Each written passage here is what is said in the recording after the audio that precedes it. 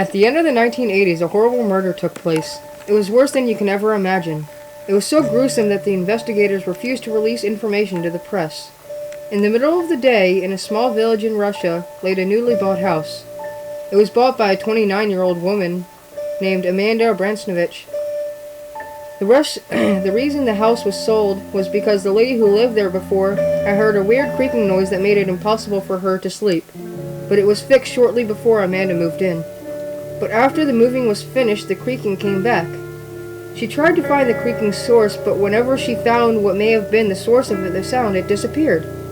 5 days later, she began to hear a knocking too. What is going on, she thought. After a while, she found out that the noise came from the biggest wall in the house, the one standing against the bathroom.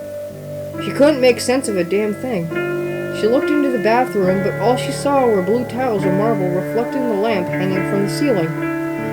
She looked all around, and after dusk, she found a crack in the roof. She was so desperate to stop the noises that she ran down the stairs to the kitchen, got a roasting fork, and spent an hour and 23 minutes to make a bigger hole in the crack. Then she walked outside into her giant treeless garden, got a stepladder, and climbed into the ceiling armed just with a photographic camera, so she would be able to see what was causing the noises after the print was developed. Inside it was dark, like a black hole. She got to the wall where the creaking noise came from, but accidentally fell into the gap inside it. She was stuck and sat there horrified and wondered what she should do, stuck in the dark, empty, grim gap. She stared into the nothingness, but then she heard a weak, hoarse, whispering laugh, about 5 inches from the back of her head. She barely managed to turn her head. She wished she never did that. There was a face in the middle of the dark.